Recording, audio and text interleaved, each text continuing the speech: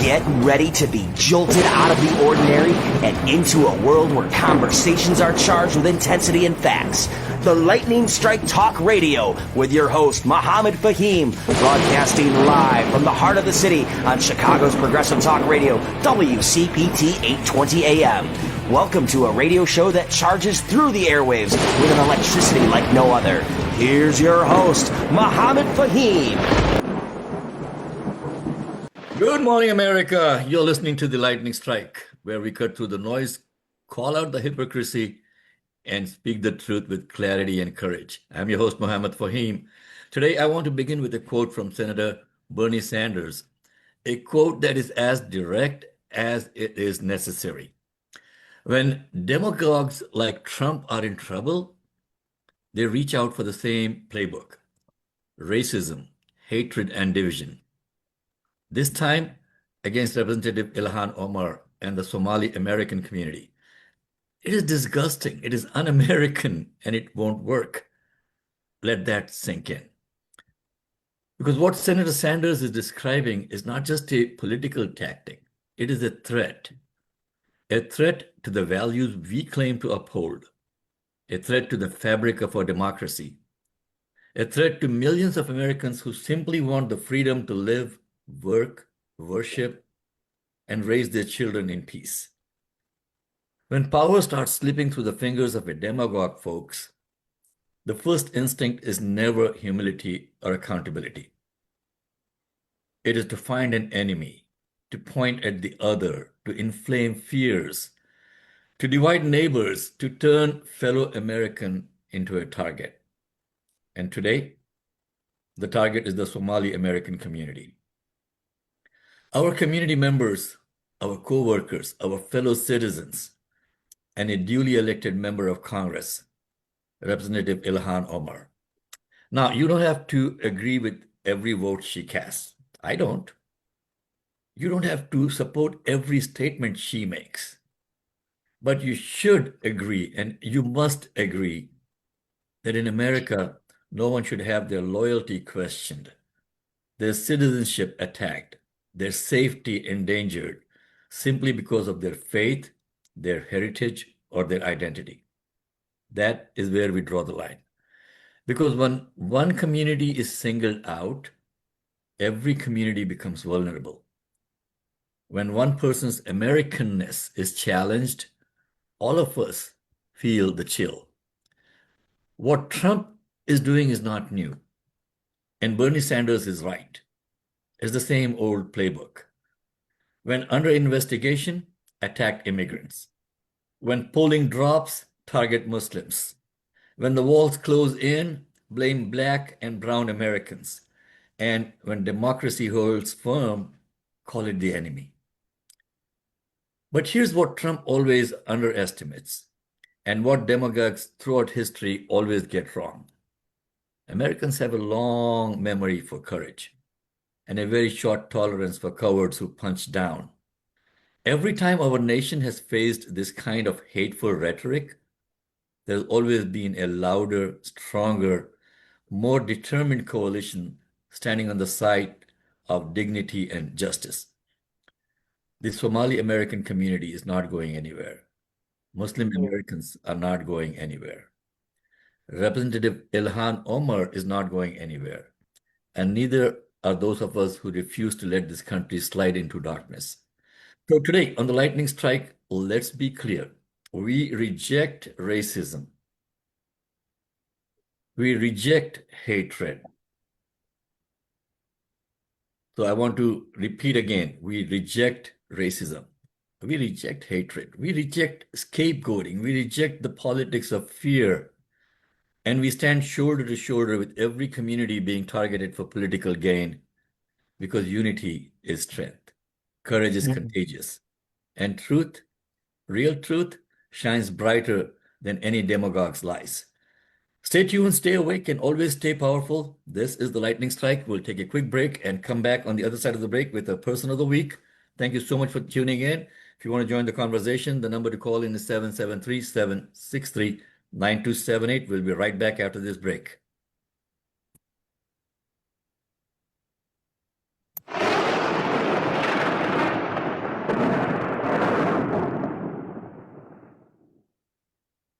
calling all residential and commercial property owners.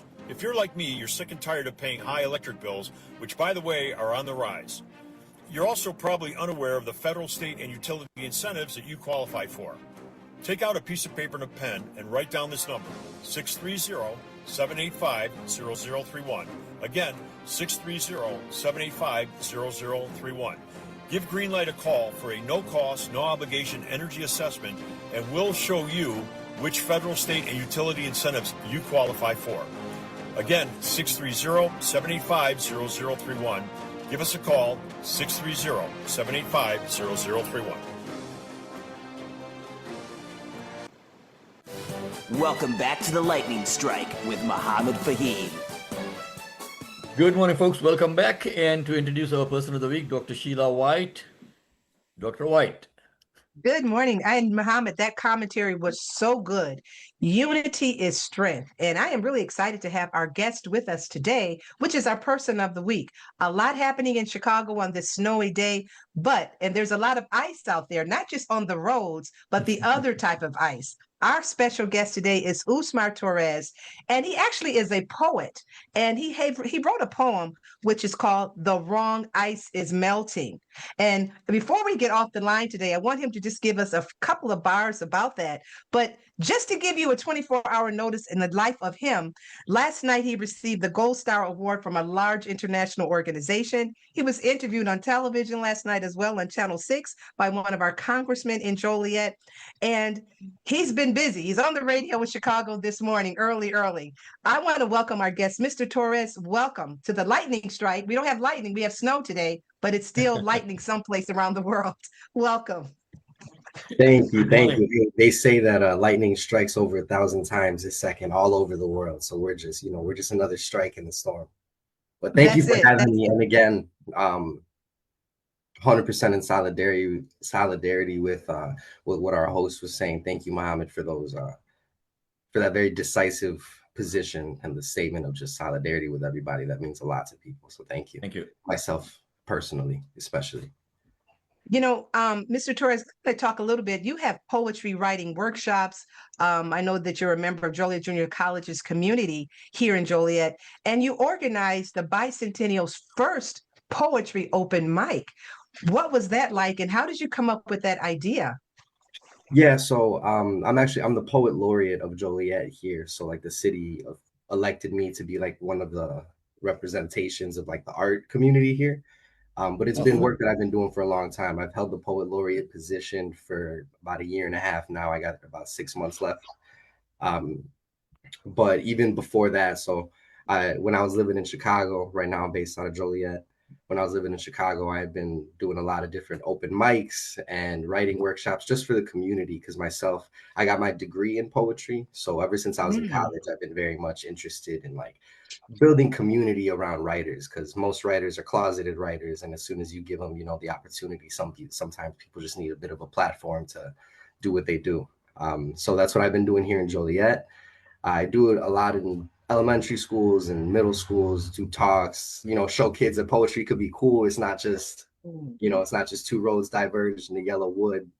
There's poetry in all the music that we listen to, and all of even, you read a silly Dr. Seuss book and it's just bar for bar, it's all poetry. So I like to just make sure that especially the younger generation understands how accessible and how like liberating and how you could really find your voice in something like that. Now, when is the next poetry open mic that you're planning? When will the next one be? The next official one is going to be the National Poetry Month open mic. So I host that here in the city. We get a really good turnout. It's the first National Poetry Month open mic that has been put together for Joliet. So this upcoming April will be the third one. But also between here and there, I got 4 or 5 different writing workshops lined up, and then trying to plan a few extra open mics while it's still cold outside. But, this winter weather be kicking our butts. Yeah. When you talk about helping people to write poetry, that's not the easiest thing, because it seems like you have it or you don't. Everybody has a different style. One of our hosts is a poet as well. He's a phenomenal poet, and he writes long poetry and short poetry, and he'll take you to a place almost like far, far away. He pulled you into his world. So when you're teaching people how to write poetry, what are some of the things you can do to teach a person that's just not a novice at it?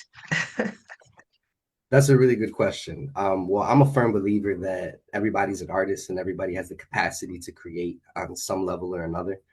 I just so happen to have like a stronger voice with my writing than I do with, whether it was painting or dancing or whatever outlet I pursued creatively.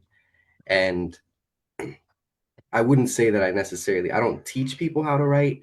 I kind of help develop their strengths in terms of like, one is confidence. If you say something with conviction, if you speak with you put a little bass in your voice and you look somebody in the eye, you could be reading a grocery list and they feel like moved, so it's a lot. I myself, I'm a spoken word poet, so I believe very much in the power of like the delivery. Yes.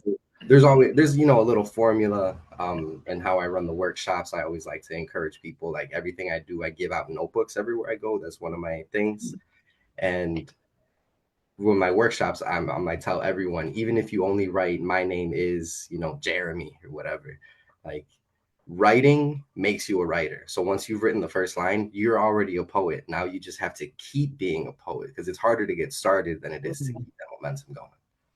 Wow. Now, you had wrote a poem, The Wrong Ice is Melting. Could you give us a few bars of that? Because people, when you hear the word ice, we're not just thinking Chicago and the snow and the ice and things. Some people are terrorized by the ice, the other type of ice. But give us a few bars of The Wrong Ice is Melting. Sure. And feel free to spit it out in your form that you would spit it out if you were on stage. I stay ready. You ain't got to worry. This is from the beginning of it. What if you woke up quick to a rattling chain link at Camp America, where they make you pee where you drink? And now imagine waking up to a missing mother and father after sleeping on concrete and sipping on toilet water. There's not a moment that my mind blinks or pretends that they have not deported my family and my friends. My hands feel powerless, but still I'll raise a fist. I use the words that the Lord gave me to write like this. I wrote a letter for Boer, but the judge wanted more.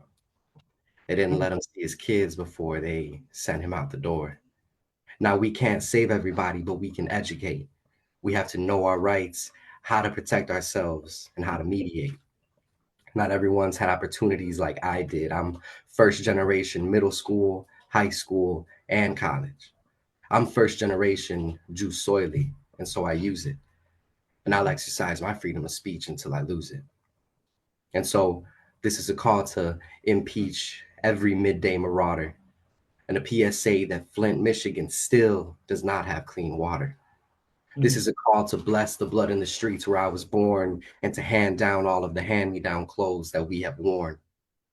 But if I could turn the clock back, I would not change a thing because I would not be who I am without who I have been. And so I dedicate this one to every orphan at the border in a cage. Aquí ando rezando, quemando mi palo santo, I have been burning sage. Because some days we fly with angels, but other days we creep with demons. It's up to us to decolonize our own mind in order to supersede it, because everything is possible, but nothing is certain. And so maybe some of our obstacles are nothing more than a curtain. And if we take the time to dream it, to give it love, and let it happen, well, then maybe that little spark of light will start a chain reaction. Wow. It's like we could snap on that one. That was awesome. That was awesome. Unity is strength. Thank you so much for being our special guest. It spoke volumes. And The Wrong Ice is Melting is the name of that poem by Mr. Torres. And he is our Joliet's own poet that is taking. Okay, Sheila, I think you muted yourself, so we are unable to hear you. But thank you so much for joining, Mr. Torres, and hopefully on one of your workshops, I will just pop in and see if I could, say a few words also. Okay, like to write poetry myself. So, Mr. Torres, actually, if you don't mind, I have a question for you. Yeah. I was wondering, where you take inspiration from? Because I'm also a poet myself, and I was wondering, um, I was wondering, Chicago is an amazing city, not just obviously the inner city, but outside, as Joliet, as you said, is an amazing city for creativity and expression. Do you find inspiration through groups like the Dark Noise Collective? Do you find inspiration through I don't know if you know Jamila Woods. I was Love just wondering. I know I love her too. I was wondering, where is that core inspiration coming from? I feel like a lot of it has to do with what you immerse yourself in. So if groups are always key, right? Community helps us build in every way, especially creatively. Collaboration is at the heart of, everything we do. Um, I personally, I've grown up with a lot of friends who've always made music, so I find a lot of inspiration just from, any collective, whatever it may be. But my people I grew up with are definitely like top tier in inspiration, as well as like different music artists that operate within the city. Like, Chance, Jamila, Vic, all these super, not just creative people, but people who have like a beautiful way of thinking. These like activists in their own way, whether it's through their art or their community work. Um, and also, I think one of the key things in finding your own inspiration is turning off the noise. Mm. You need to take that time to kind of absorb and bounce ideas with your community and find that inspiration. But it's not until you got to cut the screens out, you got to turn the lights down, and you need to kind of look within to find the spark that's kind of already there. You got a flame in you. You gotta tend to it. You gotta help it grow. Mm. Thank you. Okay, thank you so much. And we are not going to take a break right now because we are running a little bit short on time. And I want to bring in our next guest of the morning, Morgan Coghill, who's running for Congress in the 10th Congressional District. Thank you so much, Morgan. Thank you so much for joining us. Morning, everybody. Thank you. It's a pleasure to be here. Okay, so why Congress and why Brad Schneider of all people, Morgan? Come on. Brad is such a nice guy. I voted for him 5 times. That's all I can say, but I'm not going to vote for him again. Okay. Well, I worked with him quite a bit in about 15 years back. And, you said you voted for him 5 times. I did. Congress is supposed to be people coming in, doing the civic duty, and then going back to their regular job. It's not supposed Right. to be a, for life kind of gig that these guys are coming up with. So right off the bat, Morgan, when you get elected, remember I'm saying not if, when you get elected, Good. will you commit to term limits? Yeah, I don't want to spend the rest of my life in Congress. It's not the height of my ambition. I have my own business. I have a family. My parents just moved to Illinois. My kids are growing up. But I'm sure I'm going to be better at this than he is. Yep. And when you are there for this long, obviously you become, how do I say?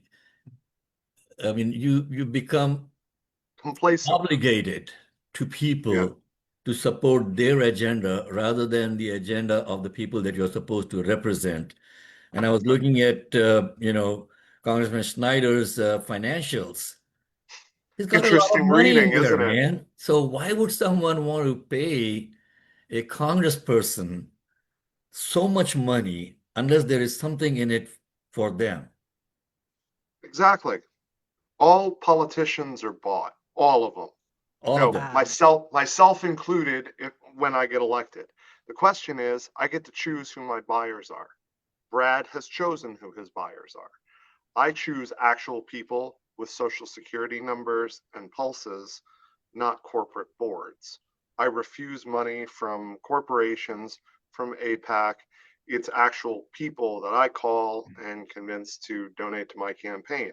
Some of whom are related to me, some of whom known me since high school, but a large portion of them have been from the 10th district and other places in Illinois and other places throughout the country. Well, Morgan, Congresswoman Marie Newman is one of our regular co-hosts. She Mhm. hosts a session in the second hour of the show, and she was telling us that 80+% of Congress people and senators have got APAC handlers, 80 plus, and this is coming from a former congresswoman, so it's not numbers that Yep. I'm pulling up from thin air. So yeah, we need to fight back against that. But let me ask you something. What do you think are the priorities of the district that you're running in? Well, the 10th district, just for people who don't know, it's basically, from north parts of Northbrook and Winnetka north to the Wisconsin border, then west to eastern McHenry County, and that sort of forms your triangle. So it's Mhm. most of Lake County, a couple parts of Cook, and a large port, or not a large portion, probably, I don't know, 20% of McHenry County. So there are several big things, and the sort of overarching one is healthcare and affordability of healthcare. That is my top economic priority, one that we can solve. I'm not saying it's easy to solve, but it's really simple to solve. So that's number one. In terms of other issues that sort of bind the district together, data centers and energy is a huge one. If you take the people who are in the southeastern portion of the district, they're very concerned, climate concerns are big. These things suck up a lot of water and a lot of electricity. Our electricity bills are going up. And then in Western Lake County, you have all of these soybean farmers who Mhm. were exporting everything to China. They don't anymore. Yeah, And thanks to our great businessman deal maker. yeah, so they're under pressure to sell their land for data centers or um, for pennies on the dollar because they don't have anywhere they can sell this particular version of soybean that they're growing because we don't use it here. It was for export. So Morgan, So, sorry to jump in over here, but for healthcare now, do mhm. you have a plan or do you have a concept of a plan? No, I have a plan. Our plan, Okay. no, the New Democrats have a concept of a plan, which I think was written Mhm. by ChatGPT. No, my plan is it's universal health care. But I'm going to say the quiet part out loud. Health insurance companies should not exist. And if they do, they should be nonprofits. They should be used as a utility. They should not be profit driven companies, plain and simple. Until the 70s, they were not. Then they were deregulated. And now, if you talk to anyone throughout the healthcare chain, the problem is dealing with insurance companies. You have a small doctor's office that employs 10 people. 4 of them, all they do is fight with insurance companies. I have a small business. I understand supply chains and waste. Insurance companies are pure waste. They do not add any value. We spend on per capita in the US $13,500 per person per year. In France, that's $6,500. And they have better outcomes. Their rate of chronic disease is much lower because Mhm. they have streamlined healthcare from the patient to the provider. We put all of this other stuff in the middle that is utterly unnecessary. Well, what do you think of pharmaceutical companies paying for research for medical, devices and medical medicines, and then you have the pharmacy benefit managers coming into play now over here. That's another one. They're also pure waste. There are several websites out there who have very transparent pricing, and the pharma companies don't like that. And also, please remember, these pharma companies, um, they say on earnings calls they make their profits in the U.S. because the Yeah. Europeans do not allow them to basically to gouge them. Medicare can, yeah, negotiate the price of insulin, but a lot of these other drugs, no. Eli Lilly says you will pay $1,500 a dose for, whatever their GLP-1 drug is, and it's like, okay, Well, either we pay it or we don't get it. Why can't Medicare negotiate prices? It is the 800-pound gorilla. That's leverage. Yep. It's leverage that can be used for the good of people. Obesity here is a huge issue. If we're able to drive down the obesity level, all of a sudden, all of these other issues get quite a bit smaller. Well, that's where this entrenched Congress people come in, because these guys, the lobby, the lobbies are so strong from the pharmaceutical companies, and they keep up propping these forever Congress people in there. We got about 3 minutes to finish off the segment, Morgan. I want to bring in our panel over here. Dr. Sheila White and Read Bible is joining us from Nevada, Henderson, Nevada. He joins us every week. He's one of our regular contributors over here. You guys got any questions for Morgan over here? Yes, I do. Good morning, Mr. Coghill. I just have a question. We have some younger people on the line today that are listening and that are part of our host. What steps are being taken to encourage greater voter turnout and civic engagement? It's a big thing. A lot of young people are really getting involved and listening. But what are some steps that you're taking for greater turnout this year? Well, one of the programs we've launched is Lake County Young People for Justice. It's on my website, coghillforcongress.com. And I think, we're past the point where Congress people sort of play in between the 40s and politicians playing between the 40s, try not to offend anyone, don't stand for anything. Gen Z sees right through that. They don't, they're not going to react to that. So you got to be authentic. You got to say, I'm going to try to do X, and it's going to help you, in Y situation. And if you can't do that, they're going to tune you out. We're in a situation where there's so much information overload that you got to cut through the noise. And if you're just saying, well, we're going to enhance and strengthen the Affordable Care Act, well, I'm sorry, what does that mean?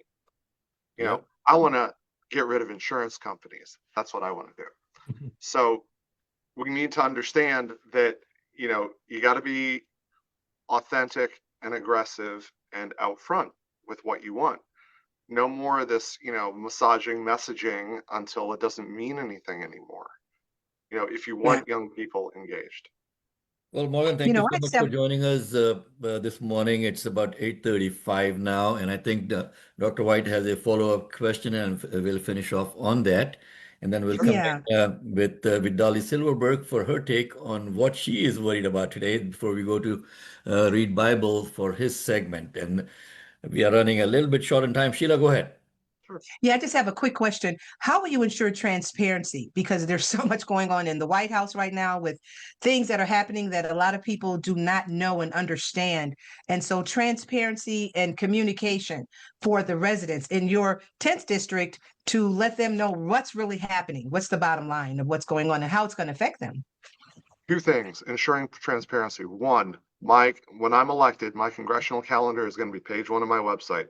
If I'm meeting with somebody, everyone who wants to know about it is going to know about it. And I have the responsibility to explain why I'm meeting with those people. That's number one. Number two, Congress has fallen down. They have oversight over the executive branch. Oversight doesn't mean some clip on TikTok. It means actually taking Democratic congressmen, putting him in Marco Rubio's hip pocket and following him around the world to make sure he doesn't, blow the rest of us up. That's oversight. What they do in Congress right now with the oversight committee, that's theater. Real oversight is your boss, who is Congress, following you around to make sure you're doing your job. And that's what needs to happen. Wonderful. Awesome. Thank you so much, Morgan. And we are going to be inviting you to join our forum next month in January. We look forward to having you in the forum. Wonderful. And folks, Morgan Coghill running for Congress primary, challenging Brad Schneider in the 10th Illinois Congressional District. And all the best to you. And we'll be right back after this break. Thank you.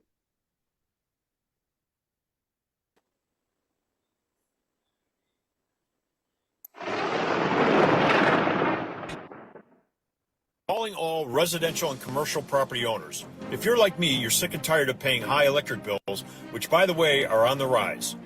You're also probably unaware of the federal, state, and utility incentives that you qualify for. Take out a piece of paper and a pen and write down this number, 630-785-0031. Again, 630-785-0031. Give Greenlight a call for a no-cost, no-obligation energy assessment, and we'll show you which federal, state, and utility incentives you qualify for. Again, 630-785-0031. Give us a call, 630-785-0031. Welcome back to the Lightning Strike with Mohammed Fahim. Good morning, folks. Welcome back to the Lightning Strike. And now let's bring in Dolly Silverberg to see what is on her mind. Dolly, good morning. Good morning, guys. How's everybody doing today? I like the hat, Dolly. Come on, you're looking good. Okay. It's how I, it's how I express myself. I'm trying to channel one of my favorite characters, which is not very politically correct, but I love Kyle from South Park. And Morgan, you're welcome to stay on if you want to, and if you want to jump into the conversation, feel free. Go ahead, Dolly. Yeah, guys, I just wanted to talk about something. It might be a little quick, but I was feeling personally interested in discussing the trend that we see in our president, Donald Trump, being misogynistic towards female reporters. It seems that we've never had such a dirty, rude, aggressive, and downright disrespectful president to the press as that of Donald J. Trump, and especially towards female reporters and journalists. So Catherine Lucy, who's a journalist and reporter from Bloomberg News, was asking a question about the Epstein files and releasing the Epstein files. And Trump's response, which some would call warranted and others would call deranged and completely unprofessional, was "quiet piggy," and I quote. And well, she was saying, if there's nothing incriminating in the files, sir, why not? And then he, so professionally cuts her off, and he exclaims that despicable response. So there's a string of harassment that has followed Trump in relation to his responding to women questioning his administration, as it is their job, our job as journalists, frankly, to question all that there is to question, especially in politics. And another instance of disrespectful and unprofessional behavior is when asked about his MRI scans. Maybe just 2 weeks later, he responded again rudely to two female reporters. The first female reporter asking, "What part of your body was the MRI looking at?" He responded, "I have no idea. It was just an MRI," very coldly, very bluntly. "What part of the body?" "It wasn't the brain because I took a cognitive test and I aced it. I got a perfect score, which you would be incapable of doing." I mean, this is again, the leader of the free world. He is responding in such a way that makes it seem like I'm back in high school again, trying to avoid all these certain friend groups and all these cliques. Like, it's insane. The second reporter, he even insults the media outlet that she's investigating on behalf of, which was News Nation. But with these two pieces of evidence, we see the through line in Trump's bullying, and we see it in his harassment. We've seen it before, but although it seems like it's nothing new, it's starting to ramp up, and it's kind of concerning, and it's humiliating almost, not only for the reporters themselves, but for the country, that this is the person that we should be looking up to. And both of these instances happened less than 3-4 weeks ago. So once again, I'm opening the floor. If we have time, I want to open it up to everybody and ask, what you guys think of this clear immaturity towards the press that our so-called leader has, and is it significant that the majority of his insults are to reporters who identify as female?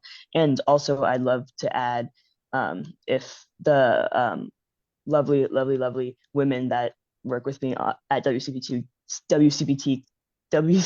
could chime in and give me their thoughts, because I feel like your voices are most important. Go ahead, Adriana. You go first. I was gonna say, I know exactly the moments that you're referring to, and how disgusted and appalling that it is to see this in our administration. It just makes me think, I'm like, I miss the days when all we had to worry about is if our president wore a tan suit and ordered Dijon mustard on a burger. Like that is what that's what's the biggest issues with him. Now, to add on to the fact of how the current administration as well as Trump is very immature, to put it in the nicest term, the White House TikTok page as well, using different artists and especially Olivia Rodrigo, Sabrina Carpenter, using their songs to promote their violence, their hate. And the artists come out saying, please do not use my stuff when referring to your administration, to your things you feel as good deeds. And I can imagine that how they treat journalists and how they treat reporters, news sources, that has an effect on that. And people aren't seeing that this is an issue. Some people are applauding it and saying, this is what I voted for. It's very interesting. Okay, so wonderful, Dolly. I'm glad you brought out that we got a misogynistic president. Everyone knows that. But it's not so much the puppet. I am worried about the hand behind that puppet that is pulling the strings for him because it's not him. I mean, this guy has got no cognition left at all. Okay, so someone is pulling the strings, and that is what I'm worried about. And let's see what Read Bible has to say on that. Good morning, Read. Good morning, Mohammed, and good morning to the whole Lightning Strike team and to the listeners there in Chicago and all the ships at sea.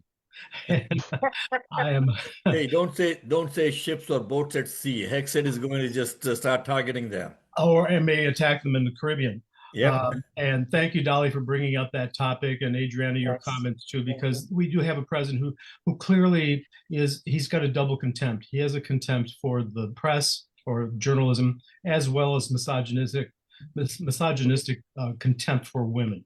It's very immature, just like Adriana had said. But what I wanted to get to today, Mohammed, is talking about this tariff situation. You know, last April, you might recall President Trump declared a, quote, liberation day of tariffs, which was yet another executive order that attempts to usurp powers that the Constitution vested in the U.S. Congress. So it's another overreach attempt on the part of the executive branch. The power that Trump is attempting to usurp is Congress' power to levy taxes and duties on imported goods, which belongs, again, exclusively to the Congress under Section 8 of the United States Constitution. Now, this power grab on the part of Trump should have been challenged in court by the U.S. Congress, but instead it took a group of small business owners and a few democratically led states to defend this congressional power against the administration in a case that was just brought before the Supreme Court on November 5th. The case is called Learning Resources Incorporated versus Trump, in case you wanted to know the actual name. Now, the plaintiffs in the case have already won rulings in the Court of International Trade, the U.S. District Court for the District of Columbia, and the U.S. Court of Appeals for the Federal Circuit Court against the Trump tariffs. However, President Trump has appealed this decision all the way up to the Supreme Court, and we are now awaiting its ruling on the legality of these tariffs. Trump claims that the Congress has delegated its authority to impose taxes, or tariffs, I should say, to him, pursuant to the 1997 International Emergency Economic Powers Act. For short, let's just call it IEEPA. Okay. Which provides that a president can, quote, regulate, end quote, in response to an emergency. He further claims that the tariffs are necessary to restore America's manufacturing base and to fix the trade imbalance. So he declared both last February and April that the U.S. trade deficit constitutes an emergency, and he began imposing tariffs as he deemed necessary, ranging from 10% to 50% on goods imported from almost every country in the world, pursuant to his purported authority to regulate under the IEEPA. And he's the first president to ever undertake such an action. So his actions actually pose a profound implication for American consumers, businesses, the financial health of the nation, and global diplomacy, not to mention the little fact that it massively expands his presidential power by giving him unilateral power to tax the American people who consume imported goods. And all of us consume imported goods of some sort. If you drink a cup of coffee, you're probably consuming an imported good. Taxation, again, is a power that is exclusively vested by the Constitution in Congress and not the presidency. So we have the issue here that the court has to determine as to whether these tariffs constitute, quote, regulation or a tax. The Trump administration absurdly proposes a hybrid, that it's a regulatory tariff. So they got a little hybrid thing going there. In my opinion, the Supreme Court should be ruling that these tariffs overstep presidential authority, and they are in violation of the separation of powers provided for within our Constitution. And my reasons for that is, one, it would be in compliance with the Constitution to let Congress impose taxes, not the president. My second reason is that Trump is unethically using these tariffs as bargaining chips in negotiations in his dealings with nations that benefit his family businesses. Also, the trade deficit we've had one since the 1970s, as was the case also throughout most of the 19th century. So the so-called quote emergency under the IEEPA has been long-standing, and this belies the characteristic of being an unusual or extraordinary circumstance it's an inherent component of it being an emergency. And then finally, I want to say that Congress never mentioned the word tariffs in the IEEPA, and would have done so had it intended to delegate such fundamental authority to the president. So what I'm predicting is that the Supreme Court will eventually rule against Trump's tariffs, hopefully in short order, so that we can start having our consumer prices going down. But they're going to do it not for the righteous reason that it's the constitutional thing to do.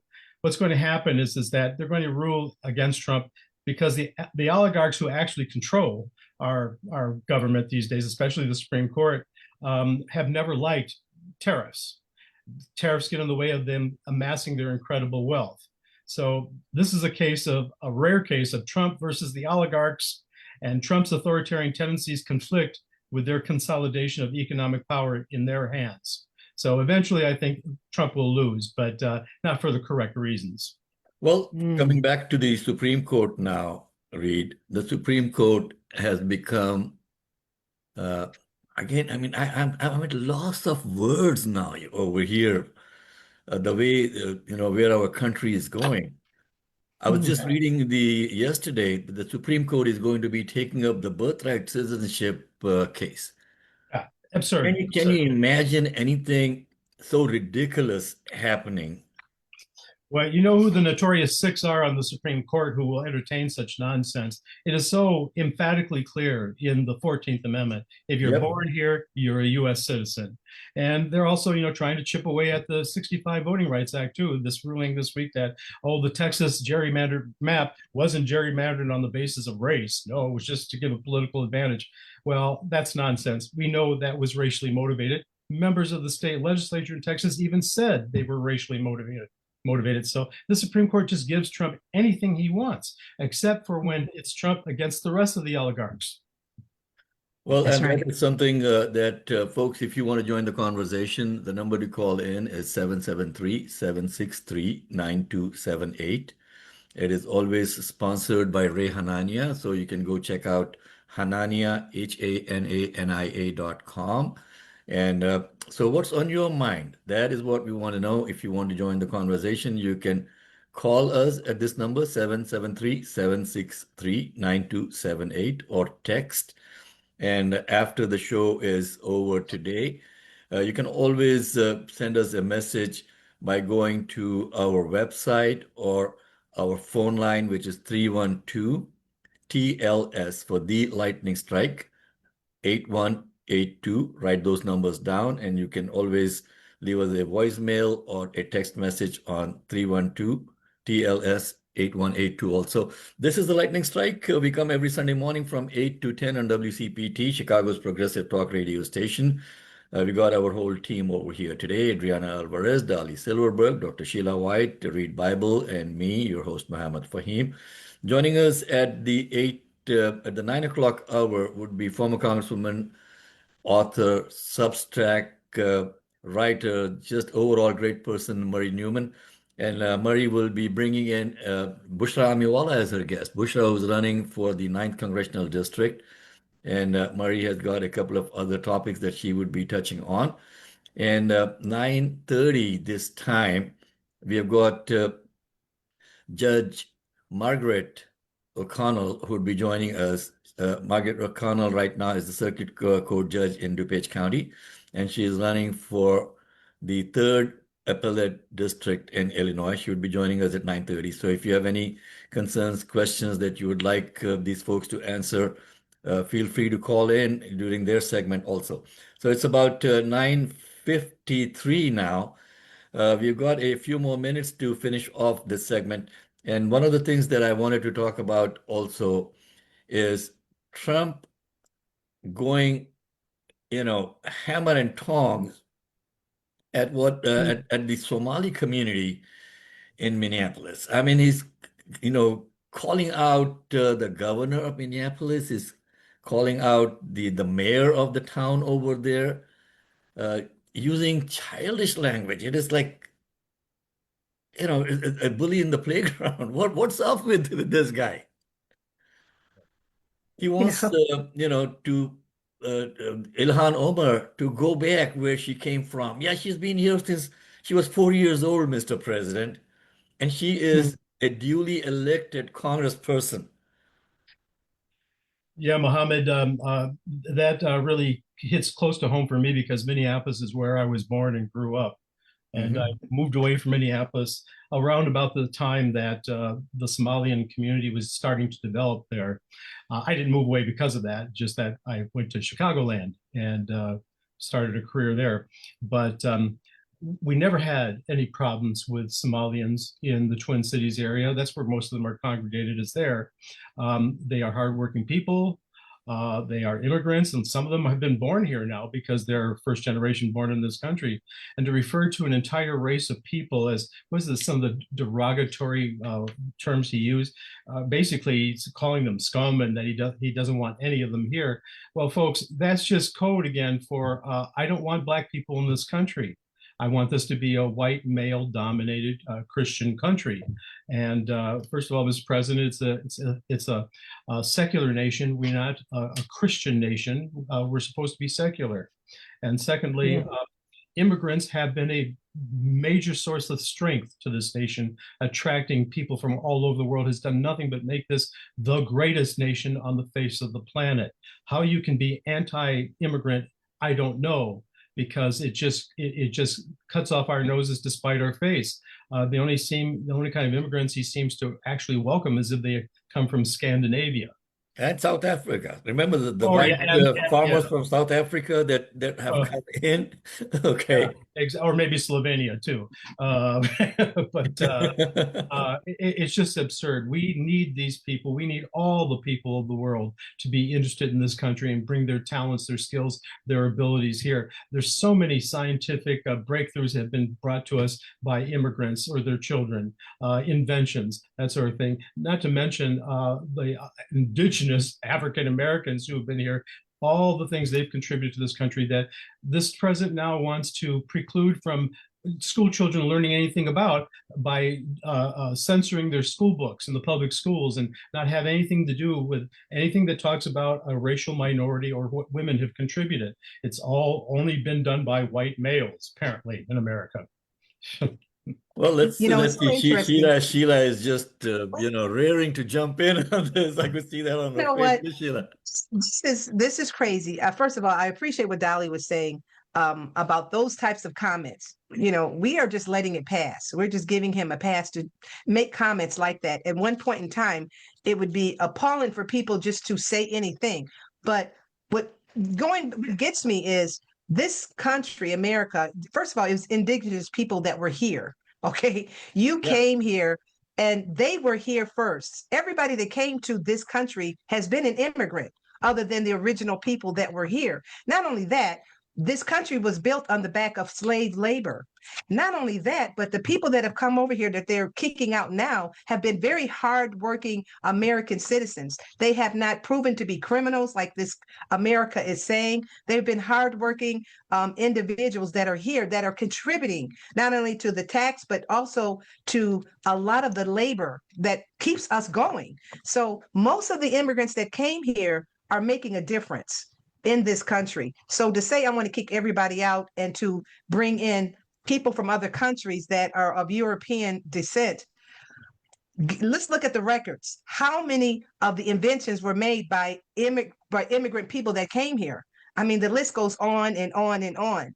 Refrigeration, it goes on and on by a lot of people that have contributed to the lifestyle that we have, from the elevator to the, I mean, it just goes on and on. So it really gets me that you want to take, if just for a minute, think about this. If we were to take every invention that every minority, every immigrant has created in this country, you'd be sitting in the dark somewhere without most of anything. You wouldn't even have the agricultural that you have right now to eat. So give me a break. Give me a break. The lightning is struck today. You wouldn't have the Sears Tower or the Willis Tower, Sheila. Okay. You wouldn't even have the White House. The White House wouldn't be there. That was built on the back of people. So what would it look like? You wouldn't have the stoplight, for example. And you wouldn't have the drive-through. The list goes on and on. Hey, you wouldn't have the Lightning Strike talk radio show, Sheila. Come on, getting that. Okay. So this talk, this giving him a pass, I do agree. There are people behind the scenes that are pulling the strings, because when he's saying things like Dolly said about, grab them by the what and calling people piggy, that tells you his mentality. He's not in the boardroom making these decisions. Someone else is. And I think the cover needs to be pulled off, and we really need to see who's really behind all of this.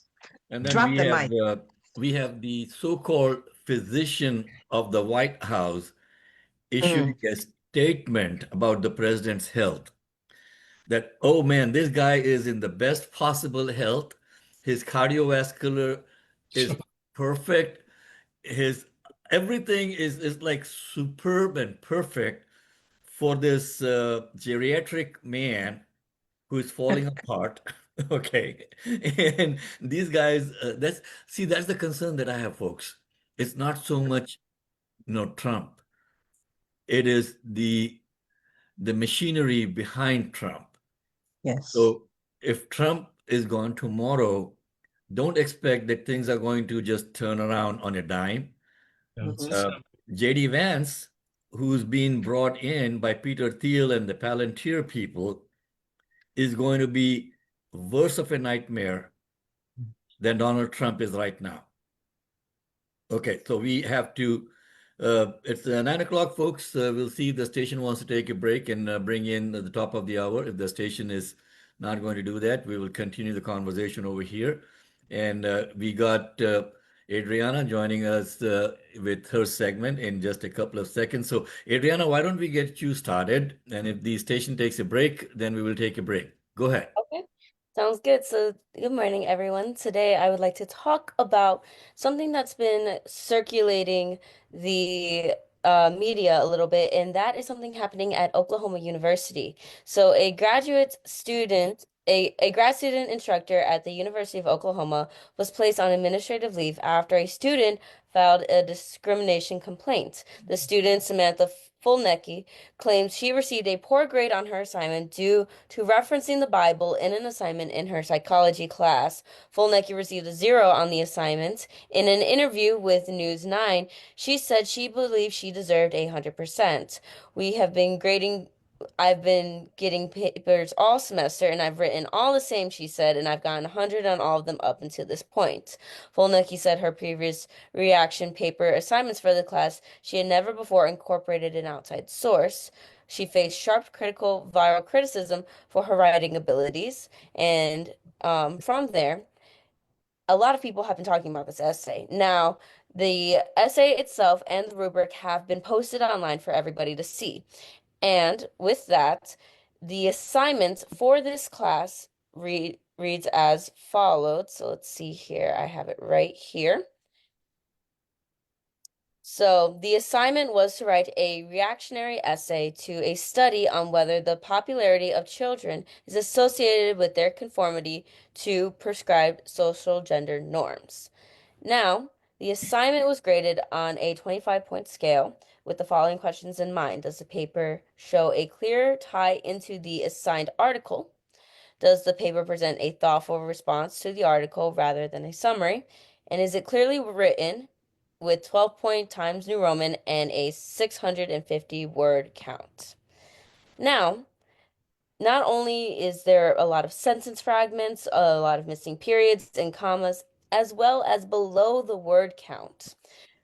Her generalized statement of the main part of this essay is that she wrote, overall, reading this article, such as this one, encouraging me to one day raise my children knowing that they have a heavenly Father who loves and cherishes them deeply, and that having their identity firmly rooted in who he is will give them the satisfaction and acceptance that the world can never provide for them.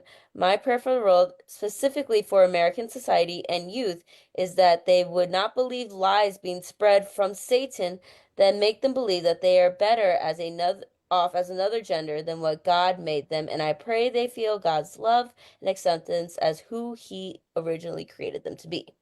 She wrote this entire paper. That was one of the main parts, but she cited the Bible and didn't cite it correctly, which in a college paper, they ask you to cite credible sources. Mm-hmm.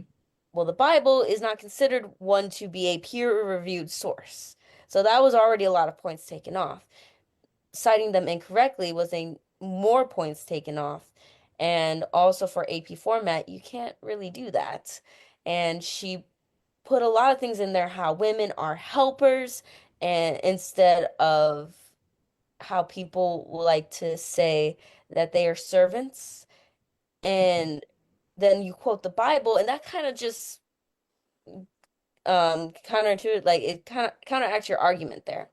Now, this being said, the professor that's put on the academic leave was 3 weeks ago given a Outstanding Graduate Teaching Award for the department. This is Chicago's Progressive Talk, 820 AM, WCPT Willow Springs, and online at WCPT820.com, where facts matter. The following program, The Lightning Strike, is sponsored by Mohammed Fahim, and to the extent applicable, their guests. So they're coming in views late and on the opinions expressed therein do break not over there. necessarily reflect those of Heartland Signal, LLC, or its management.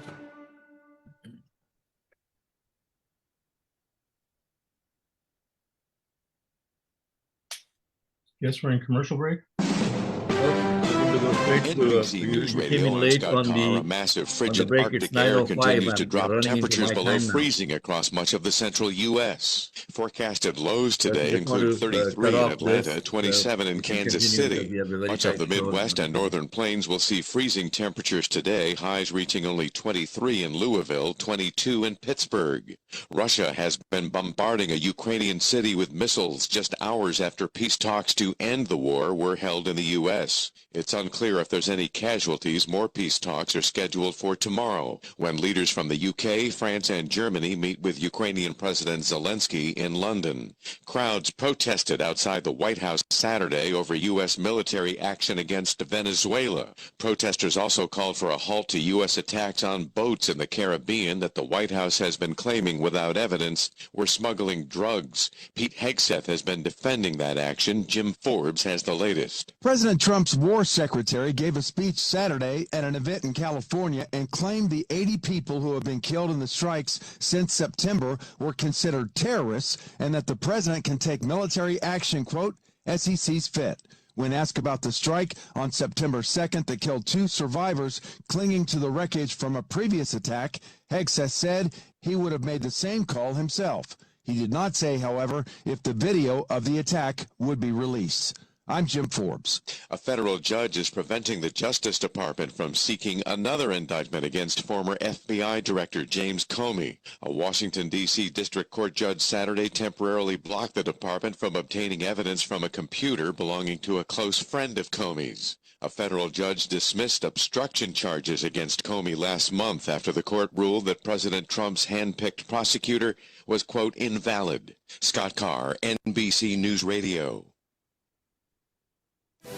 Welcome back to the Lightning Strike with Mohammed Fahim.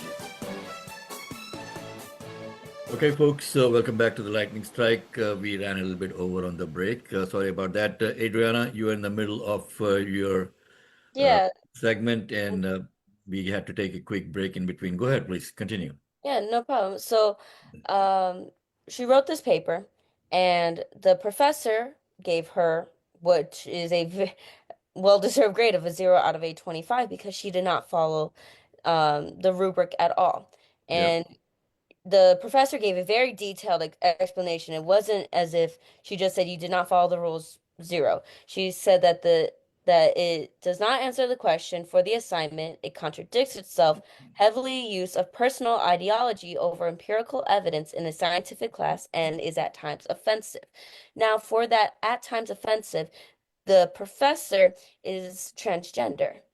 So to kind of say all of that in your paper will feel like a personal attack to your professor, saying that they follow Satan because they chose to not identify with the gender they were given at birth. Now, the girl, Samantha Fulnecki, has come out on social media saying that there's a lot of misinformation being spread, even though we have the essay, we have the rubric, we have the reasonings as to why you were failed. Not only did the professor give that feedback, but another professor, I believe it was either a professor or TA, also said, yes, I agree, you failed on these terms. And the girl had said, if you can't do your job right, then you get fired because this professor's on academic leave of sorts. Well, if you don't do the assignment right, you fail. So it's a lot of things going around. Now, her mother is a lawyer that also, in her time during the pandemic, went against mask mandates and a lot of things with social distancing. So she went to court on a lot of those things. So people are thinking that this is blowing up just so that way this girl can sue the school and get money out of them. Now, alongside with that, a lot of people, especially the Turning Point organization, has been defending this girl, saying that she's being attacked based on her faith and her conservative views, and that the school is not very welcoming of that. You did the assignment wrong. I don't know what else you want them to tell you. And it's not because of your views, it's more so that you failed the assignment, you did a personal attack on your professor. Under the word count, you gave them an 8th grade paper when you are in a college psychology class. So it's fine. I find that very interesting because this is probably something that's happening in a lot of universities. And it makes me think that in some states that have very low test scores when it comes to reading, English, math, all of those different things, how are these students getting to this college level? And what is making them think that this is okay? Well, let's see what Sheila has to say on that. This is the lightning strike. And because of AI that's happening, you can't really trust what people are turning in. It's being encouraged to use this technology to turn in papers in a lot of different areas. It's an unregulated field right now. And so, it's just like one calling the other wrong, right, or whatever, because AI, I say, is infiltrating a lot of our world. I'll just say it that way. So some teachers and professors are encouraging AI users to write their papers and things. So we're going to see more of this type of turmoil in the educational field as we move on into this realm, because this is something that's not going away. It's not going away, and we're going to see more of it. And that's a great, you really brought up a lot, Adriana, because it's going to be one side versus the other. They're not going to meet.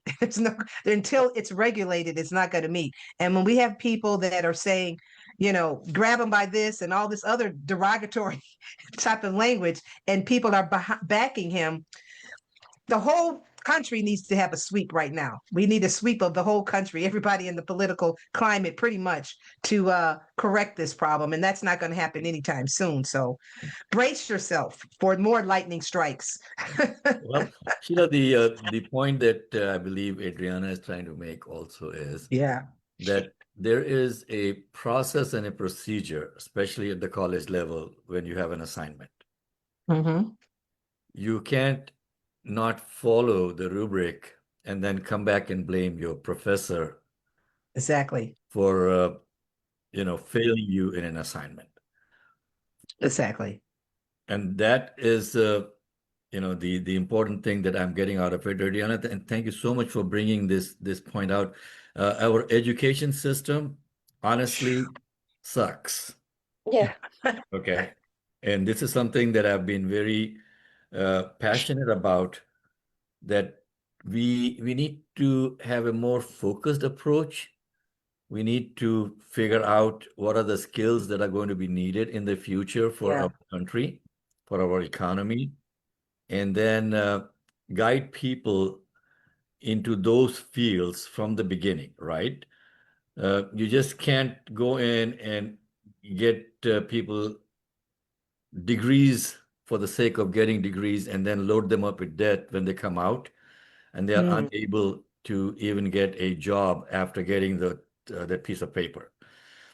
So yeah, a lot of reform needs to come in. And Sheila, to your point, we need a clean sweep of our Congress and our Senate.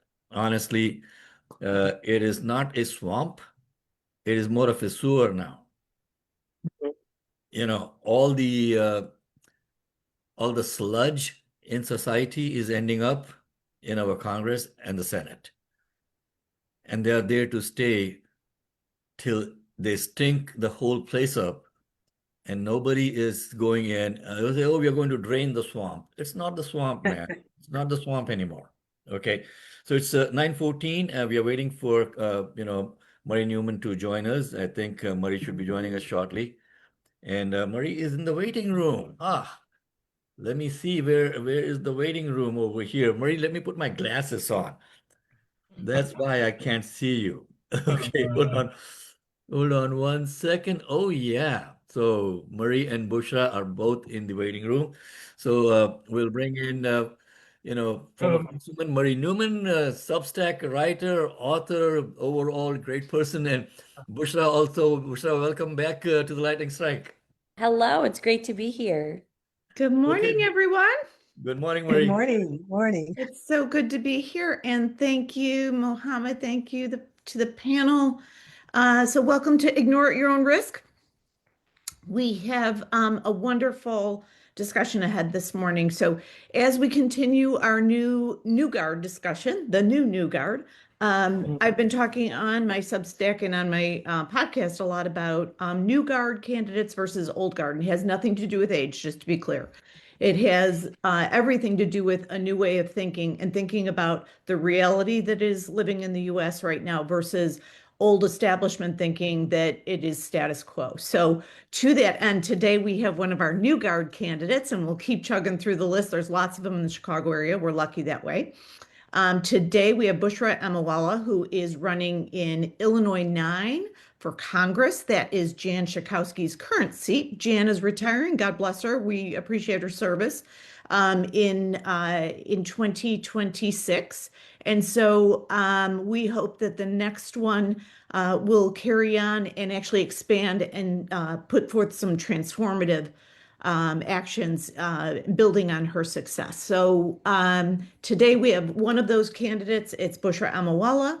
And Bushra was elected to the Skokie School Board District 73.5, which is the Board of Education there. And she is also just has this kind of amazing background because she's worked for a tech firm, has had a long industry record, has also worked on several nonprofit boards. So today we welcome Bushra. Welcome, Bushra. Thank you, Marie. What a beautiful introduction. Happy to be here today. Good. So glad. Hey, Bushra, you know what probably makes sense at this point is why don't you tell us a little bit about yourself and what makes you really different? One of the things I'm getting at with when we have candidates on is like, hey, tell us why you're different, not why we should vote for you, because let the voter make that decision, right? How are you different from the other lead candidates? We know you're in the top of the pack. So like, tell us how you're different. Of course. So my name is Bushra Amiwala, and I say my story is incomplete without my parents' story first. They came to Illinois 9 and built their life brick by brick. My dad's a small business owner. My mom's a teacher. And what makes me different is three things. First, just how connected I am to the district. I'm not trying to get to know what people in this community care about for the very first time as a candidate. It's been consistent throughout my leadership and advocacy, everything from when I was a student in this community to later an elected official. Last thing that makes me different is I've actually faced the problems that every voter in this community has as well, and I've learned to solve them with teams. Great. And really important, right, is that, partnering with your district is really critically important because you do have to go on that listening tour, right? And it sounds like you're doing all of that. So tell us a bit about what's going on in Illinois 9. What do you think the number one priority is for the district? And then what is your solution for that? The number one priority is affordability. And I know that's a buzzword, but it comes up in the context of healthcare and it comes up in the context of education. We have a lot of working families in this community who see the cost of K through 12 through their property taxes, and they're thinking about college planning for their kids as well. And college is so expensive these days.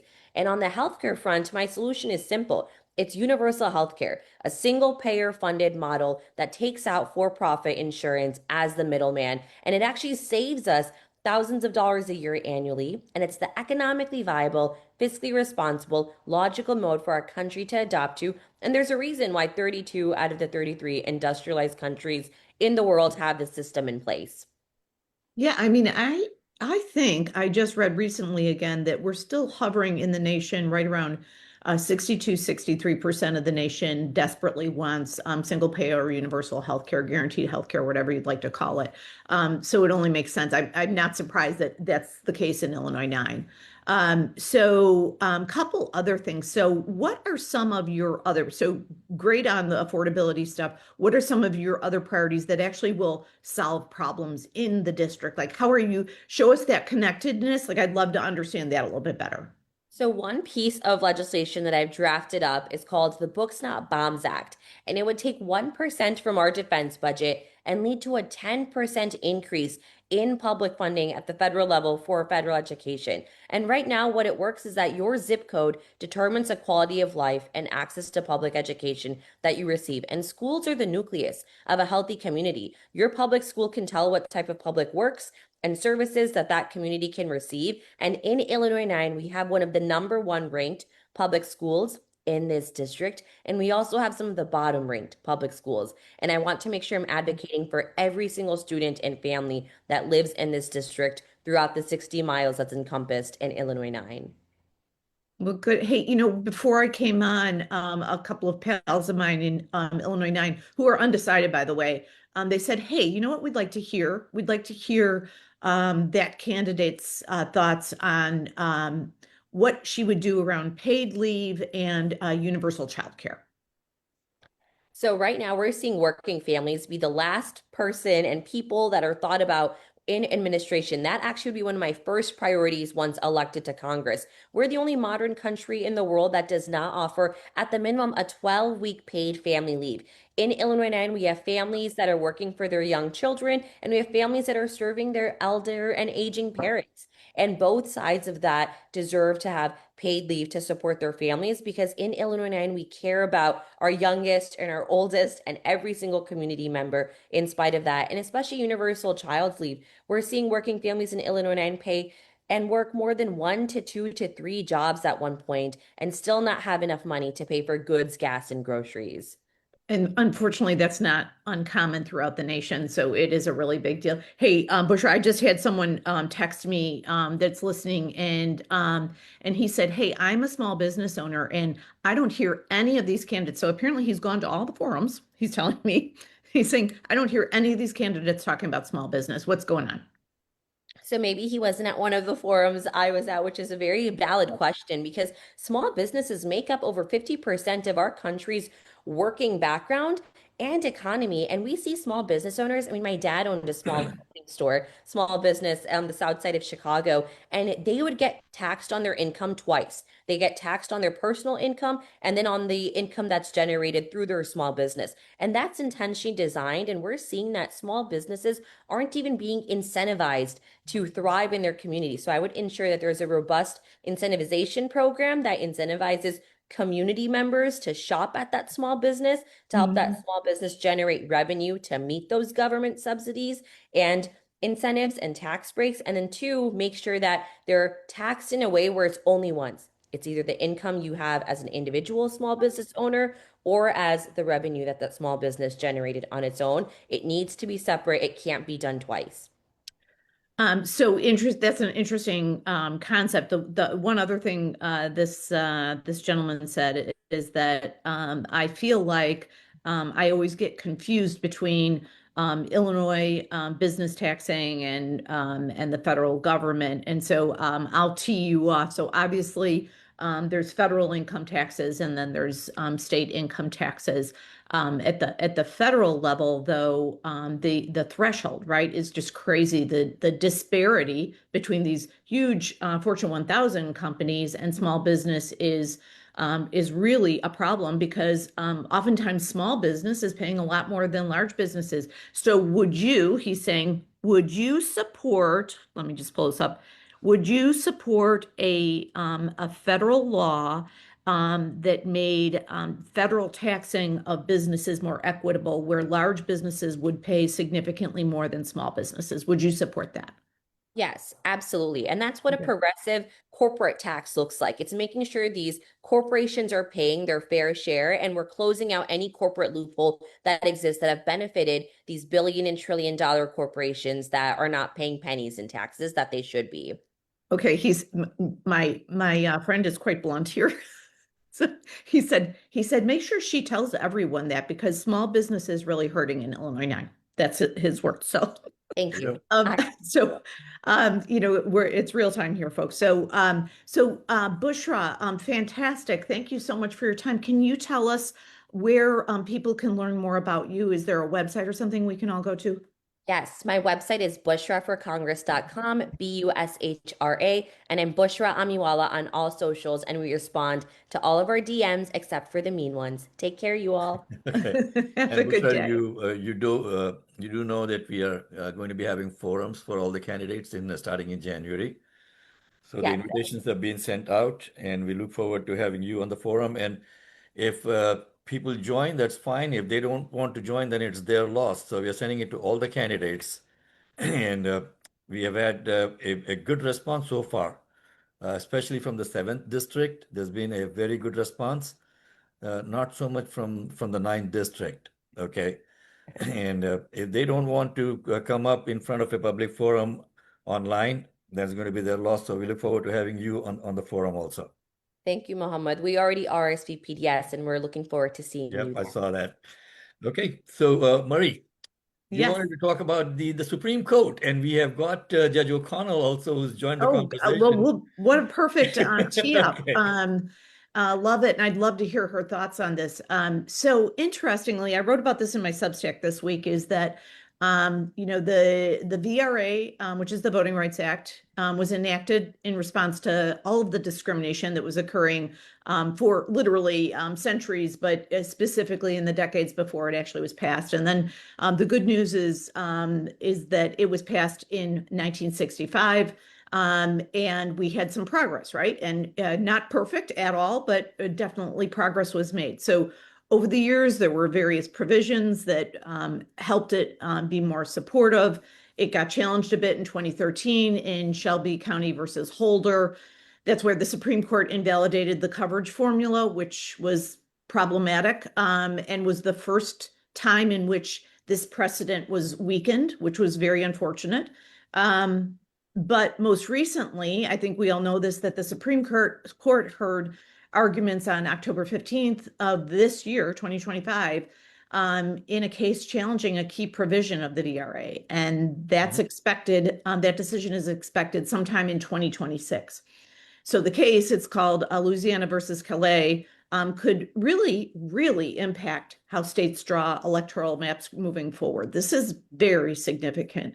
So this decision is expected in April of 2026, but let's just remind everybody what this could do. It would definitely allow for increased voter suppression. So if you don't have these protected measures that we have currently, measures such as, very strict voter ID that requires you have this very specific piece of ID that is only, indigenous to that area.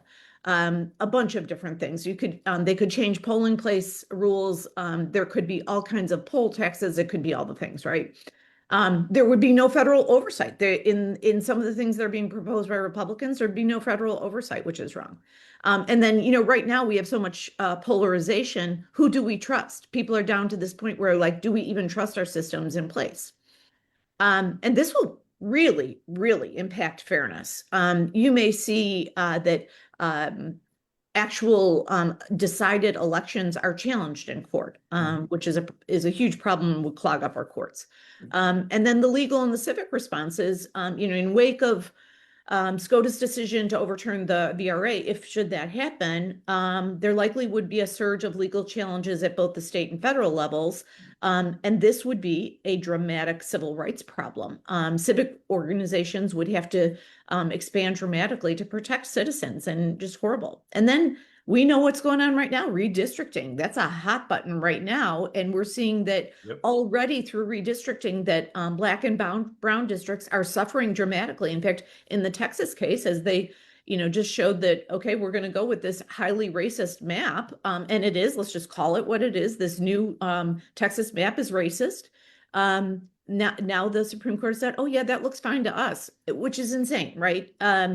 So my point to sharing about the significance of the VRA and this Supreme Court decision in juxtaposition to what happened in Texas is that what SCOTUS should remember, and this is not a threat. I got accused of threatening this. I was like, not threatening. I'm just saying what could happen. Look, when Trump goes out of power, and he will, remember the number one job of a Supreme Court justice is to follow the law, follow the Constitution, and make fair and unbiased decisions.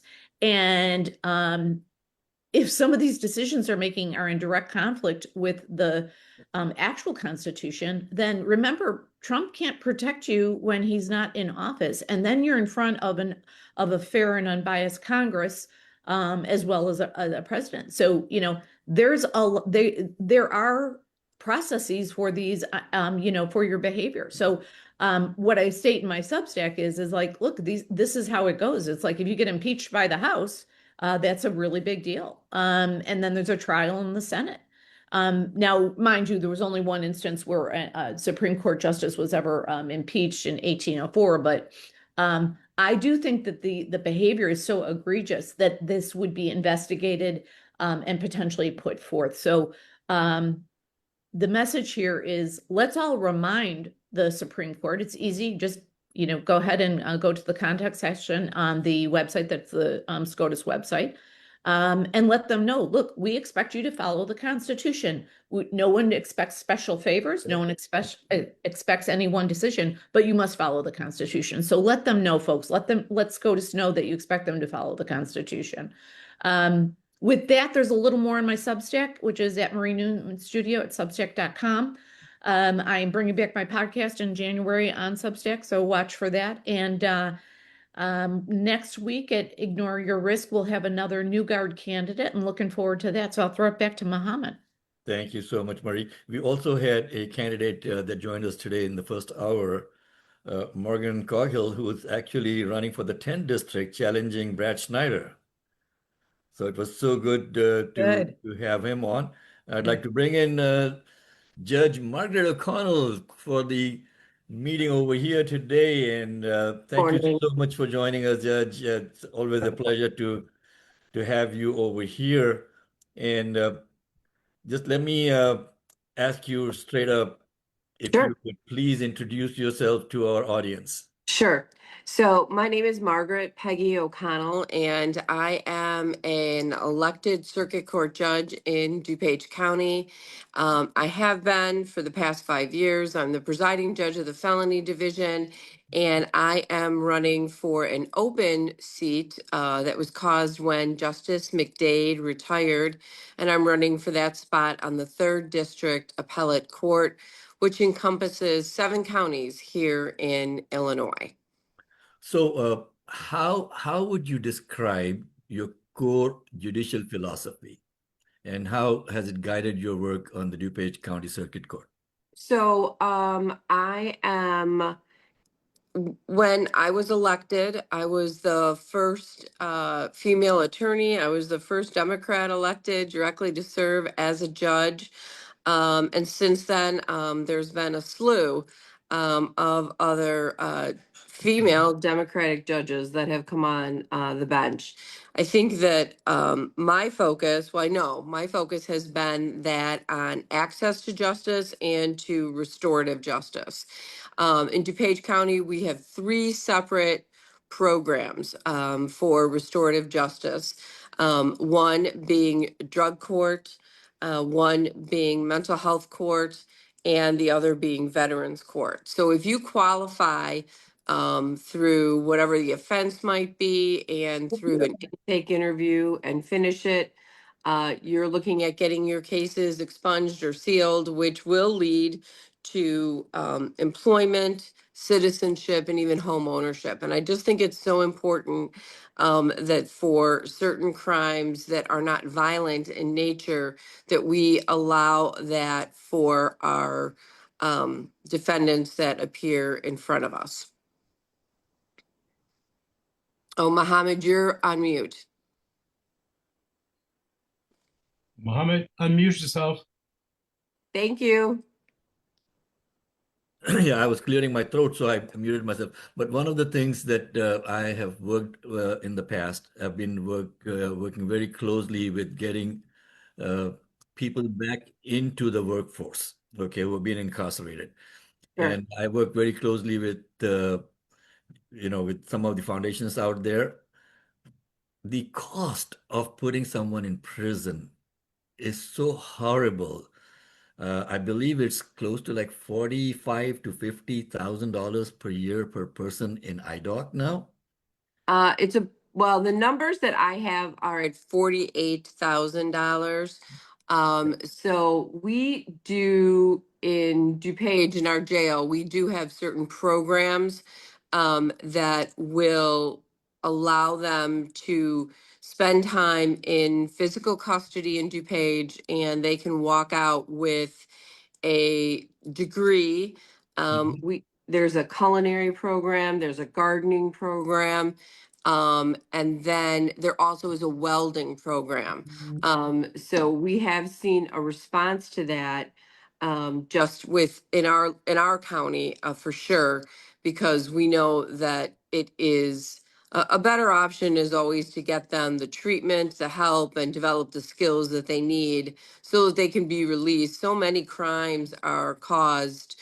This is taking out violent, criminals, Yep.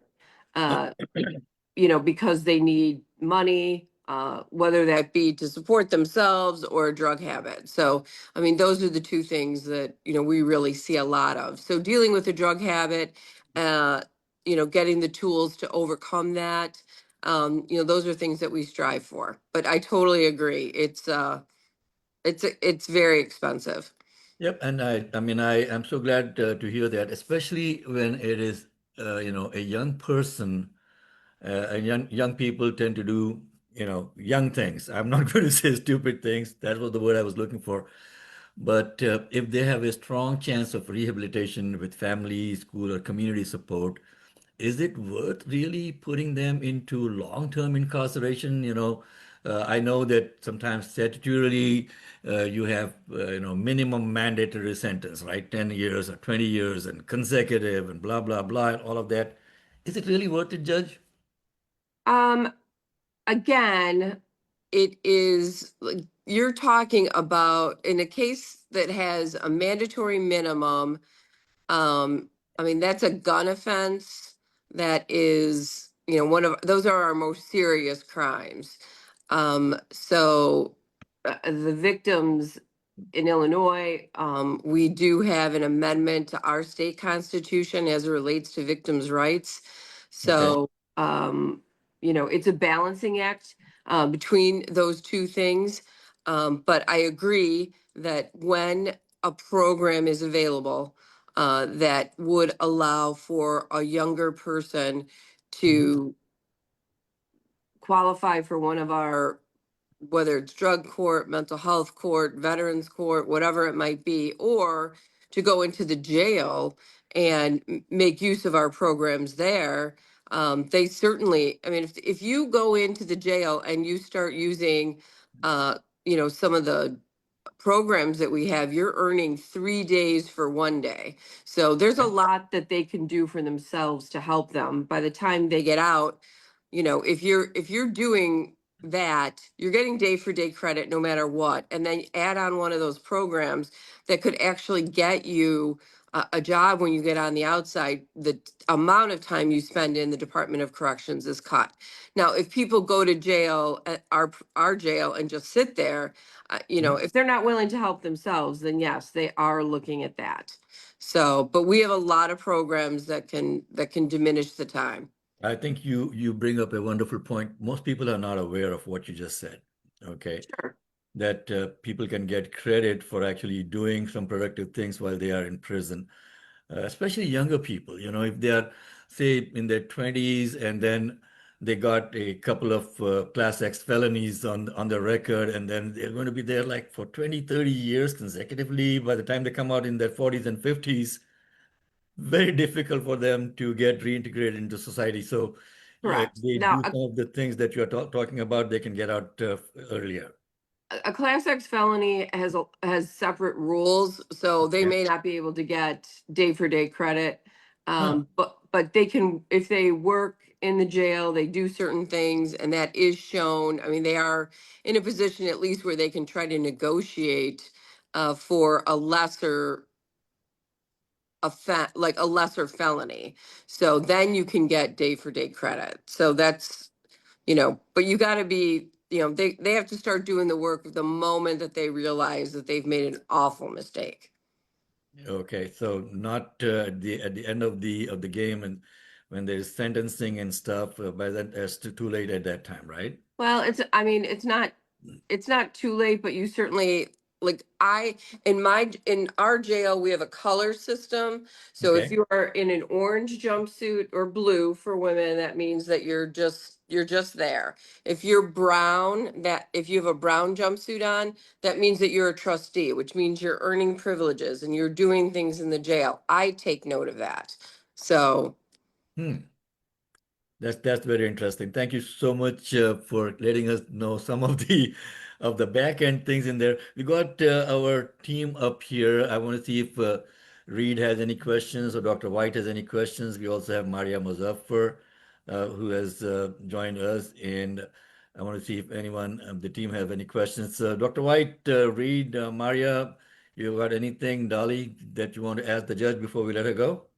Yeah, I just have one quick question. A lot of people aren't understanding the rehabilitation. They think that there is no rehabilitation when they're incarcerated. And I would just like you to speak on that a little bit. Is that a priority, or is it just, I know you mentioned some of the things with the color code and things, but how serious is the system to rehabilitate individuals that are demonstrating that they really want to do better? So we're very dedicated to it. Our restorative justice courts, whether that be drug court, mental health court, or veterans court, are packed. So we have very well educated judges and attorneys. I have prosecutors all the time that will say, he's eligible to go to drug court. So I'm like, okay, I will send them to drug court. That is their first court appearance, could be in a restorative justice courtroom. And we'll appoint the public defender. Like, all you have to do is go down the hall, a couple rooms. And we are very dedicated to it. The other thing that we have is redeploy probation for felons who have an awful record. Like, they're not in their 20s, but they are older. They've been in and out of prison, and they finally, quote unquote, get it.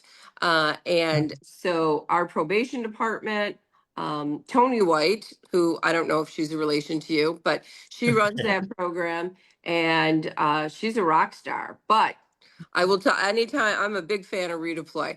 Anytime I give you redeploy, I will tell you if you violate, if Tony White comes back here and tells me that she couldn't help you, then you will go to the Department of Corrections, because you talk about your like last resort. That's my Tony White. So Okay. Well, but yes, we're packed. We are constantly getting, and we're packed. Our courtrooms are packed with those programs. We're getting grants for it. We're doing everything we can to help with. We've seen an upsurge in young, like under 20 mentally ill defendants, and we're doing everything we can to keep them out of jail and get them the thank help you. that we need. Thank you so much for joining us. Where do people find more information about your campaign now?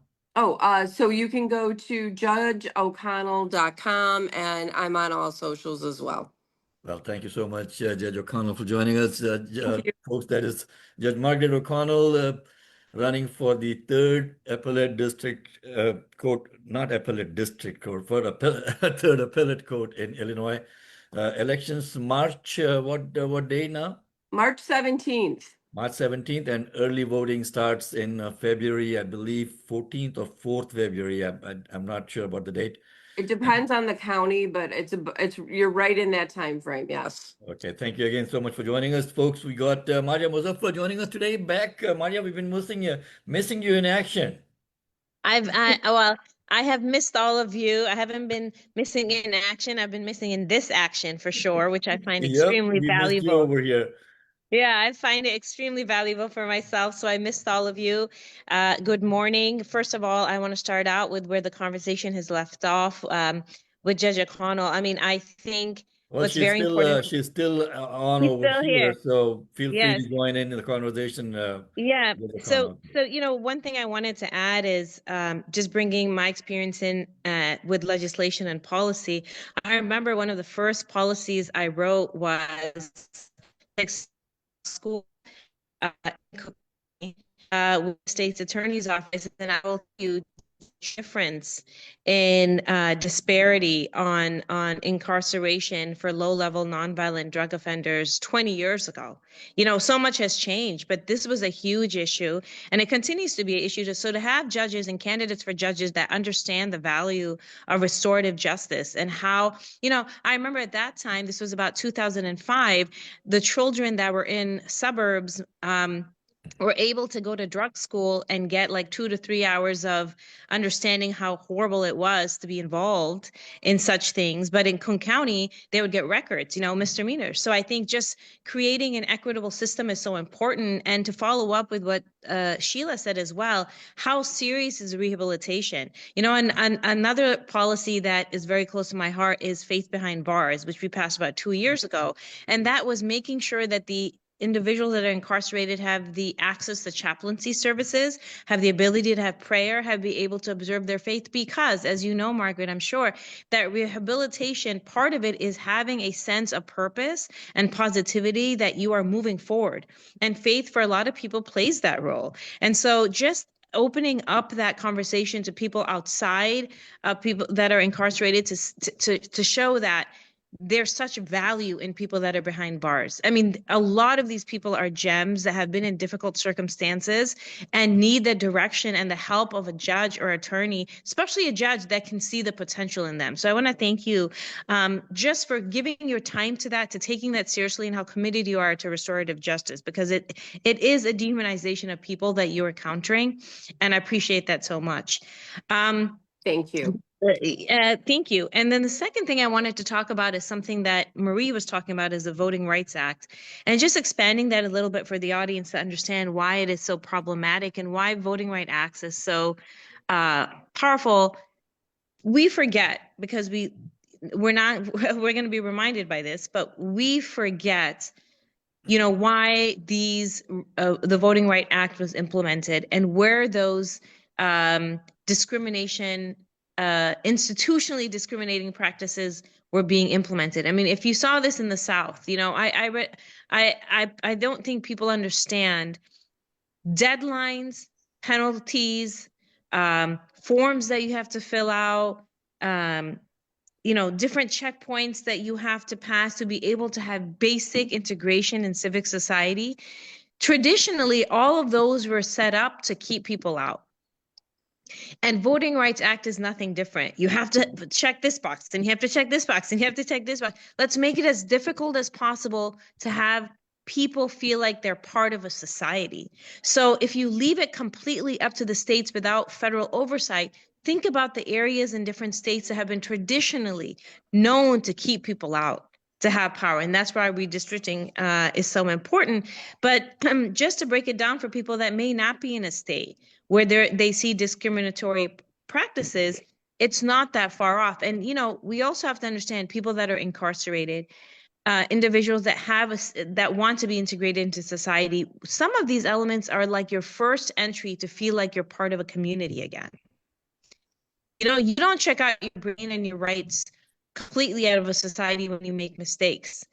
So I think all of it gets tied in together, and I think federal oversight is very, very important because, as we know, the Constitution holds certain norms that we agree are central to the character of our nation. And one is not to put obstacles in place for people that want to be part of a community.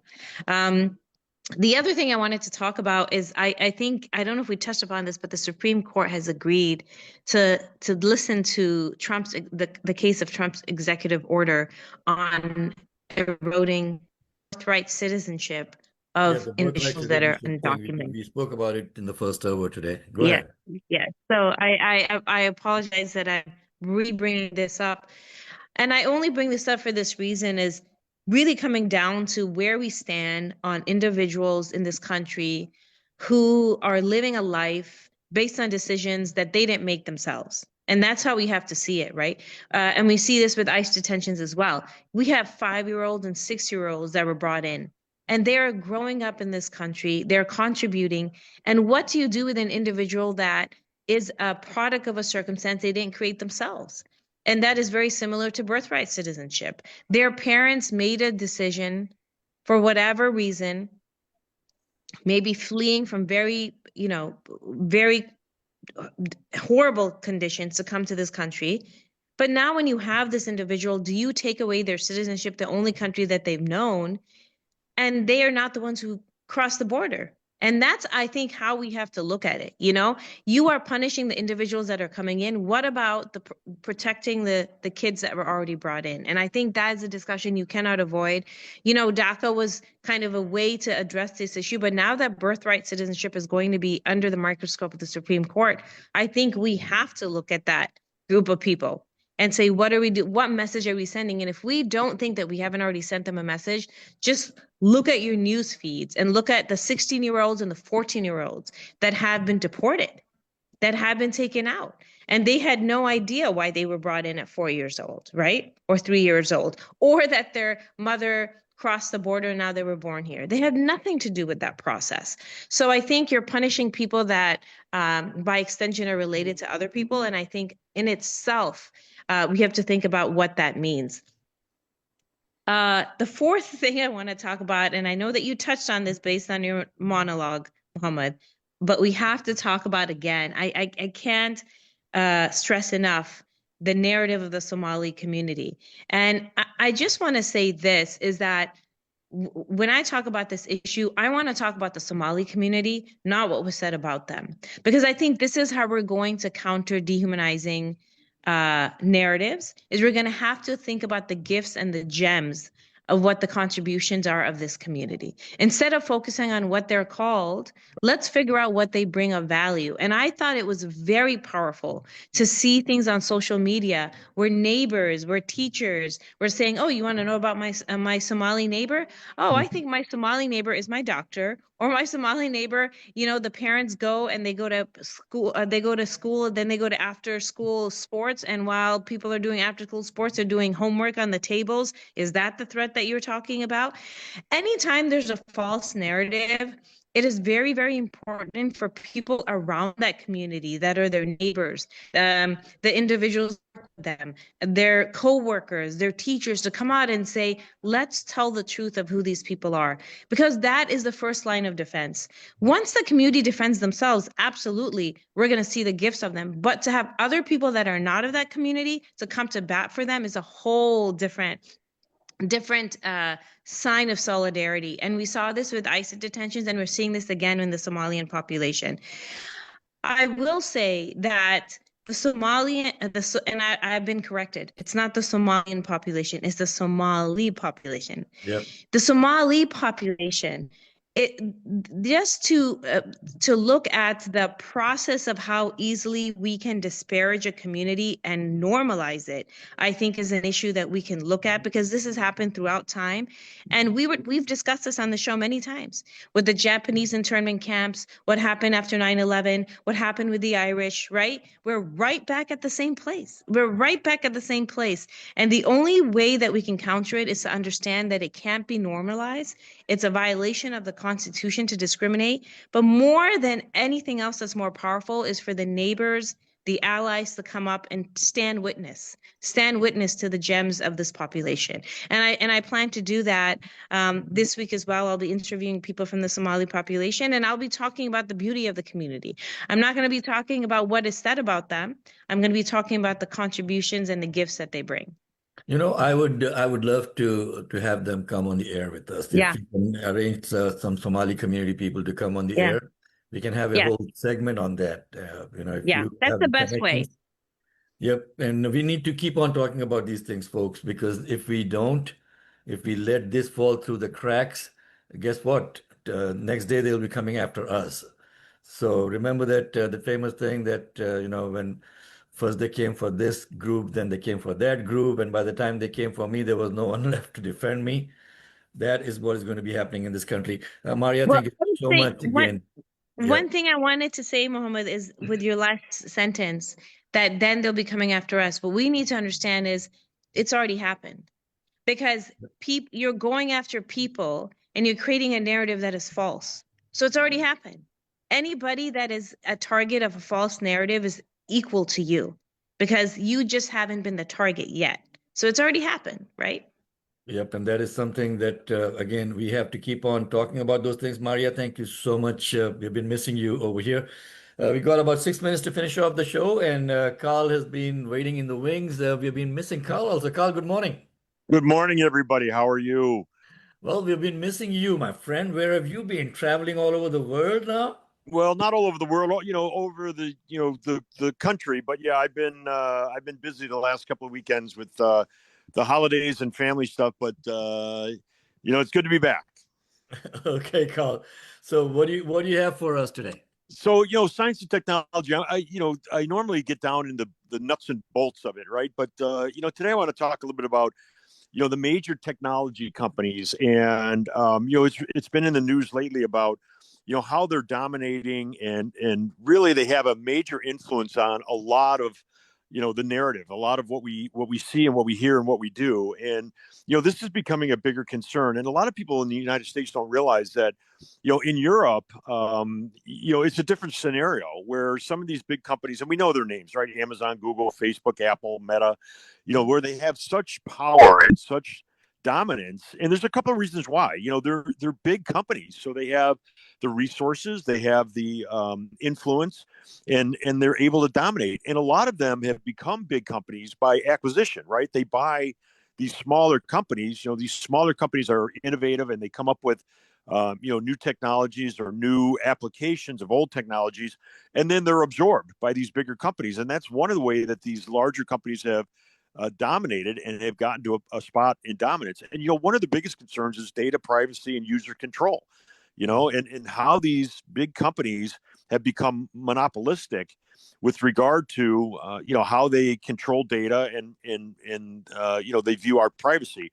The other is advertising practices. These tech companies, they have huge advertising networks, and they're allowed to dominate the online advertising. And there's really not much you can do about it if you participate in that, right? I mean, so if you're plugged in, you're pretty much at you're subject to what their policies are. And again, the other thing is, from a technology standpoint, the algorithms that they have controlled and they've developed, really have a major influence. When you check in, and it's amazing because, you go to you go to Google or you go to, wherever you search, and it's amazing how your device actually knows what you're searching for. And it's because of these algorithms and trying to figure out the transparency in the algorithm. That's a whole nother science altogether. So, there's a lot that comes into this with regard to these big companies, antitrust investigations, proposed legislation, again, international collaboration. These are all things to consider when these big companies are, really having a dominance in our everything that we do all day, every day. Hey, Carl, what do you think of the four tech bros now being brought up into the military? Reed, you want to remind Carl about that? I'm sorry, was that again? I'm sorry, I didn't hear you. The four tech bros who were given military ranks. Yes, they are going to help us build a better drone, build better AI mechanisms so that we can more efficiently blow up people in the Caribbean, that sort of thing. And they just became lieutenant colonels in the U.S. military and the Army, created a whole new unit for them. So they're two steps away from being generals, but they don't have to meet or comply with any of the requirements to be officers in the military. Just other than that, they're multi-millionaire tech bros from Silicon Valley. No, yeah, I know. I did not hear about that, but yeah, that's we better keep an eye on that. Yeah, and since July they've been in there, and they're going to have great influence over the contracts that the military has with the defense contract industry. And I'm sure that they'll be totally objective. They won't recommend their companies for any of it. If you believe that, Reed, I got a bridge, in Saudi Arabia that I want to sell you. It goes over the desert of Saudi Arabia into Qatar. Okay. Carl, thank you so much for joining us. It's always a pleasure. We've been missing you over here, folks. We got about 2 minutes to finish off the show today. And I want to give the final word to Dolly Silverberg today. Dolly, what's your final word?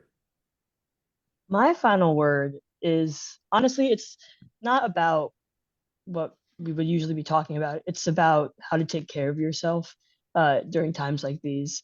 I would say that if it's snowing in Chicago, it's snowing in Ohio, where I am. Go outside, breathe in the air, take a deep breath, and drink some hot tea, drink some hot chocolate, and sit with yourself, sit with your thoughts, and give yourself grace. Okay. Dolly, thank you so much for those wise words coming from a young person, especially for us old guys. We need to go and stretch, Sheila. Stop laughing. Get up from that chair now and go do some stretching while you are at it today. Thank you so much, folks. It's 10 o'clock. Winding up the show today. We'll be back on the air next week with you, and we've got Stephanie Kifowitz, who will be joining us as our guest next week. She is running for Illinois Comptroller General. And I want to thank Dr. Sheila White, Reed Bible, Dolly Silverberg, WCPT, of course, Marie Newman, Maria Muzaffar, Judge O'Connell. We all have our guests who joined us today to make this a very, very productive show again. Good night. Good night. Yeah. Good day. Oh, man. Look at that. I'm still sleepy over here. The preceding program, The Lightning Strike, was sponsored by Mohammed Fahim, and to the extent applicable, their guests. The views and opinions expressed therein do not necessarily reflect those